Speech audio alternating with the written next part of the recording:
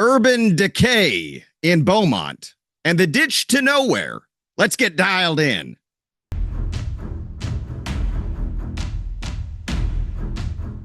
Hello and welcome to Texas Talkin, the only show brave enough to ask, what exactly is going on in Beaumont, Texas? Now, if you've never been to Beaumont, here's what you need to know. It's a city with potential, a place with hardworking people, a rich history, and unfortunately, politicians with some of the worst ideas you've ever heard of. Today, we're going to talk about one of their brightest brainwaves, a plan to save the city by, wait for it, digging a giant ditch right through the middle of town. Yes, you heard that correctly, folks. While most cities are trying to fix potholes or attract new businesses, the leaders of Beaumont thought, you know what this place needs? A massive trench. That'll fix everything. It's like they looked at every problem the city faces, crime, failing infrastructure, declining schools, and said, what if we added a giant hole? That's the ticket. Now, in fairness, the idea isn't entirely random. Some in the media are calling it a Riverwalk project, the kind of buzzword-heavy phrase that makes consultants rich while leaving taxpayers broke. They say it's supposed to help with city revitalization. But let's be honest. Do you really trust the same people who can't pick up trash on time to successfully dig a giant ditch? Because I don't. Odds are it'll turn into Beaumont's version of the Panama Canal. Except instead of ships passing through, it'll be abandoned shopping carts, floating turds, 5-gallon fishing buckets, and feral cats. Meanwhile, the rest of Beaumont's downtown area isn't exactly thriving. It looks like it was hit by a zombie apocalypse, except the zombies never showed up because even they thought it wasn't worth the trip. Businesses are shuttered, roads are crumbling, and the only thing growing is the list of bad decisions from City Hall. But sure, a ditch will totally turn things around because nothing screams urban revitalization like a giant mud pit in the middle of town. And here's the best part. This project is going to cost tens of millions of dollars. That's money that could go toward fixing the roads or maybe even hiring more police officers. Instead, it's going into a glorified gash in the ground that will probably be half finished by 2030 and over budget by several lifetimes. So why are they doing this? Well, it's simple. Politicians love big, shiny projects that sound good in press releases, even if they're completely useless. They don't care if it actually helps the good people of Beaumont. What matters is that they can slap their name on it, call it visionary, and cut a ribbon in front of cameras, never minding the city continues to rot around them. Here's the truth. Beaumont doesn't need a ditch. It needs leadership. It needs people who actually care about fixing the city instead of digging it into a literal and metaphorical hellhole. Here to add fuel to the fire tonight is Philip Klein of the Southeast Texas Political Review, a man who doesn't exactly mince words and at times crosses the line so far below the belt he blurs journalism with political theater. Now, I have no idea what Klein has up his sleeve, so stay tuned. We're just getting started. And joining me now is the purveyor, or perpetrator, if you will, of the Southeast Texas Political Review, Philip Klein. Philip, thanks for coming back on. Oh, Shilo, thank you for having me on. And, I'm proud of you for what you're doing and just keep it moving forward. Thank you, Philip. That means a lot to me. Now, I brought you on because I wanted to talk to you tonight about this downtown Beaumont ditch to nowhere project and what we might be able to do to stop fellow taxpayers from being fleeced by politicians and real estate brokers on this one. Yeah, I don't really. There's going to be two ways. Let's just cut to the chase. There's going to be two ways. Number one, is Flanagan going to get indicted? I would say, from what I'm hearing on the streets, yes, he's going to get indicted. If he does get indicted, who's going to get indicted along with him? Because that 555 Fannin deal and the money that traded hands on that thing, number one. And number two, most importantly, inside of that is what was the original deal made behind the scenes? Because my understanding is emails were found on computers up in Flanagan's offices that do not look good for him. So that has time to play out. If I was Roy West, I'd consult an attorney. If I was AJ, I'd consult an attorney. And I would probably get one lined up. That's first. Second, the citizens need to know $275 million, which really is going to be over 300 by the time it's all said and done. You know it. You know it. Way over 300. $300 million to make a entertainment venue in downtown is crazy. It's crazy. And Beaumont can't afford it. You've got people down there that can't flush their turds in the morning. Now, Klein, surely they'll plumb those turds into this brand new ditch, I would imagine, right? No, I don't think mom and dad and the kids are going to watch little turds go down the ditch. But I think that the citizens are so angry at Roy West right now, because if you go around and look around like any other city in Southeast Texas right now, they've done all these fluff projects in all of these cities: Nederland, Port Arthur, Beaumont, Groves, Port Neches, all these fluff projects, while roads have been falling apart. During the summer times, pipes are breaking everywhere, not just in Beaumont, not just in Port Arthur, not just in Nederland, but everywhere, okay? And modernization of their police and fire services. And of course, the big one, EMS, that is taking 40 minutes to get an ambulance in some sectors of Southeast Texas. Wow. People are dying on the streets now, just as we here at this place predicted would happen in 5 years. Well, it's been 3. Here it is, and it's here already. I think really what they need to do, if they were to come through with a bond package of, say, $100 million to beef up the fire department and EMS system, or even better, form a hospital district in Southeast Texas, I think we'd get somewhere. But let's get back to it. So I think that's the first thing is understanding what 300 million it really is. I mean, that's a half a billion dollars almost. And second is getting educated on what these guys really want to do. Is this going to be the attractant that's going to bring everybody to downtown? I don't think so. I just don't think so. And then, like we were talking the other day, a group of us were talking the other day, what about the first big bad hurricane that comes in and it's pushing water? Remember, a couple of those hurricanes, the river flows south, but it actually turned back north and it flooded all of Beaumont, took out the Beaumont water system. That's not even completed yet. I mean, it's just a nightmare scenario. So everybody needs to go, okay, take a breath. You want to build a little park with a little dog park and some little mobile homes? Do it. Or what do they call those? You cook hamburgers in the food trucks. Yeah. Somebody just yelled down the hallway, food trucks. Food trucks. If you can do something like that, okay, what's that going to cost? $250,000, but it still makes the people down in South Park mad because they can't flush their toilets. It still makes you and I mad trying to go down to Gladys, down the street in Gladys in Beaumont, and the streets falling in. Yes. And the trees are growing over the road. Yeah. And then the scary part, which happened, I'm sure as you know, yesterday, two of the directors, being the water, sewer, and street officer, resigned. Director, and God help us all, the lady that runs the budget chairman, they both quit in one day. They just said, "Whoop, had enough. See you."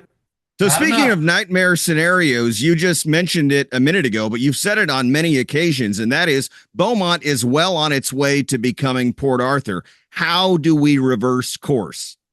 Oh, I used to think, well, let me just say it this way. Here's a formula that I was given a long time ago when I worked for the Bush administration back in 1990s. High taxation equals high crime, which equals high unemployment. I mean, that's just the way it is. You take from the people, and if they have nothing, people are going to try to survive.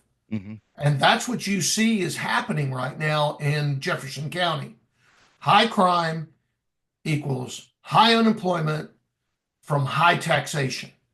Okay. And you can flip them any which way you want in the three, but it's just a fact. It's civics 101. It's economics 101.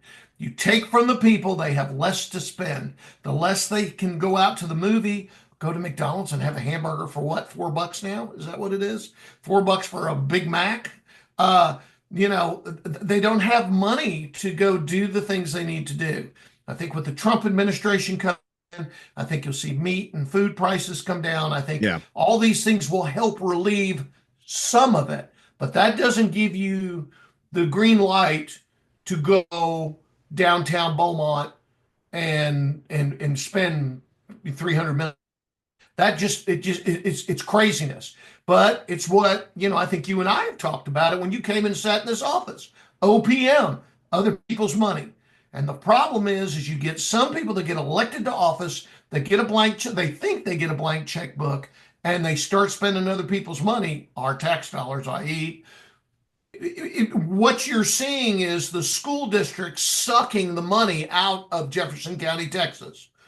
Beaumont did it. Port Arthur did it. Nederland did it. Port Neches Groves did it. They think they can pass these bonds and they can come up with these huge plans for kids in school. And if you throw money at a problem, oh, it's going to fix it. Well, guess what? Beaumont sucks. Port Arthur sucks worse than Beaumont. Nederland is going down. Port Neches Groves is holding its own right now. But you look at the test scores and they say, oh, you don't need test scores. Hell, Shilo, when you were in school and I was in school, that used to be the 8th grade equivalency test. Now it's the model to pass 12th graders. Are you kidding me? I know. What Standards have continued to go down, and money it's continues like to be spent. Yeah. And then the colleges, what do? Well, it used to be to get into where I went to college at Texas Tech University, it used to be 1,100 to get into school on an SAT. That's now down to 900. Wow. I mean, what? That is incredible. It's Lower your incredible. standards and lower your expectations. That Yep. seems to be the mantra. Yep. So the Yep. crime part of all this is really, I think, what we need to focus on in many ways, because I can't believe how much crime has exploded in Beaumont just since I've been in the area since 2018. It seems to be getting worse, not better. Am I seeing things? You're not. And I yesterday afternoon, I had the honor of being invited into one of the judges' chambers just to visit about old times and good times and all the other good stuff. And I asked a question of the judge. I said, "Hey, how's your docket?" And he just put his head in his hands and he just shook his head. And I said, "What?"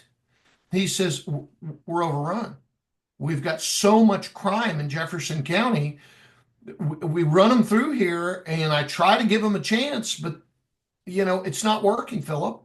And so then we have to put them in the prisons, and that just jacks up the cost of doing goods in the prisons." He said is this Generation X and Generation Y, and they have to understand cause, effect, cut of crime, go to prison.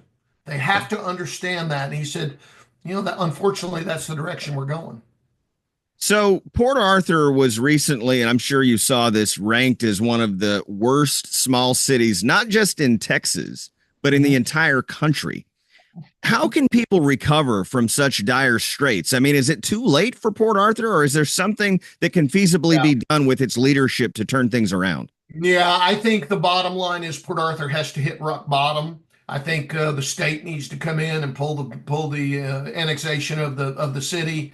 And I their think mayor's a complete dunce. it can happen. It can happen, but there's a lot of steps to get there. But it can happen. Look at the poor Port Arthur Police Union. We're putting up a story here in about 30 minutes about the Port Arthur Police Union. They're trying to negotiate with the city council and the city manager to get a contract.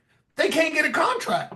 Look at Port Arthur. Look at Beaumont Yep. Fire. Those Yep. poor guys. Yes. Now they yell at them for spending $1 million more, right, than they're budgeted last year. But that's because the city manager wanted to beef up the EMS services because they wanted to get out on the streets, and they wanted to get not only get them out on the streets, but they needed more units because people were dying in the streets. So they did. And sure enough, response times went down, save rates went up, everything was working. For $1 million, it was working. But now they've pulled all that. So the union's going back saying, hey, whoa, it was working. We've got the statistics. Look, it's just, but then we see Roy West coming in on the shoulders of Westbrook High School students, right? Going I saw it. rah. I Less saw than 300 million. And you go, wait, people can die in the streets, but you're going to have a ditch in downtown? What? That's the answer, It's Klein. That's the mind-boggling. ticket. It's Is Roy mind-boggling. West toast? Is Roy West toast? Yeah, he's done. It's over. I think Felshaw is going to run him. I've got all indication from the Felshaw camp that he's going to run him. I believe that's going to happen. And if that does happen, I think Felshaw can beat him. I don't know what AJ Turner's going to do. He was making moves that he was going to try to run for mayor. But I think probably the best thing for him right now is to be seen and not heard. Because the feds are looking at him, and I believe that from what I hear on the streets. So I think Crenshaw has his. I think Crenshaw has his eye on that Ward 1 seat. I think he does. I think he may run. That would be great to have Corey Crenshaw on city council because Corey's not scared. He doesn't care. He'll call everybody out. I would love to be able to support him, but before I do that, I want to have a conversation with him. I've tried to call him. I sent him a text message. Nothing so far. He doesn't like me just because of what he's read in the tabloids. But if Corey's watching this, I would love to sit down and chat with him about. Corey's a great guy. Corey, I think he's not calling you not because he doesn't want to talk to you, but I think it's because he's in a decision-making mode. He's got a very successful practice, law practice. He travels around the United States quite often. He works a lot with his family business, legally wise. And he's an all-around kind of guy that, he makes you laugh, right? But then after you leave him, you go, wow, he just said something pretty profound. So, I think, like I've kind of done, I've kind of backed off him and not called him this week. Well, where are you? Where are you? Think where about are you? I'm not doing that anymore. I'm sure he'll let everybody know what's going to happen.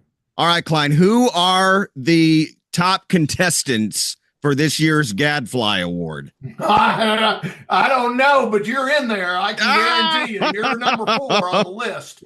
So, yeah, we'll be posting that here in about a week or two, the Gadfly of the Year Award. It's a great award. I mean, people will wear it with a badge of honor. And wear it in disgrace. And, it depends upon what's gone on in the year. This year has been, a year where we've seen Jimmy Singletary leave the Beaumont Police Department. Tim Duraso is just in a nightmare down in Port Arthur. I mean, what we have last weekend? 3 homicides down there? Was it 2 or 3? I don't know. It was 3 homicides down there last weekend. Wow. You look at some of these crazy people like Kay DeQueer, who has a full-time job running her own real estate company, but yet the city of Nederland pays her $125,000 a year to run the EDC. Hello? We could have wound up in a very similar situation with Rashawn Webb for the tax assessor collector, but we put a little stop to that. So I really don't know which direction. We've got a list around here. They plopped it on my desk yesterday. That's in this pile over here. I think that we have a list of about 13 people right now. So we'll part down. We'll part down Yeah. and we'll get the top, as we do every year, the top five candidates, and we'll let everybody kind of vote on it, and then we'll all go in the conference room next door and go through Duke it each of out them. and figure out who's number Yeah, one. I mean, and we've been right on it. I mean, we've been right on it for the last what? How long have I been doing Wasn't this? wasn't the Port Arthur 94. mayor last year's gadflyer? Was it Roy West? It was Mayor. It was Barty. That's what I thought. Yeah, that's what I thought. Mhm. Well, Yeah, Philip, we'll thank you. see. Thank you for coming on tonight. I'm sure we'll have you on again as events unfold in Beaumont. Folks, if you want to read Philip Klein, all you got to do is go to Southeast Texas Political Review, and that is SET. Politicalreview.com. There you go. We'll put it up on the screen. Philip, Merry Christmas to you. Merry Christmas to you. Hope your family's well and your little one's good. You as well. May God bless you, and may God continue to bless the Thank great you, state sir. of Texas. Stay dialed in to interviews and content just like this by clicking that follow button on my Facebook page, or hit the subscribe button to learn more about exclusive access that you won't want to miss.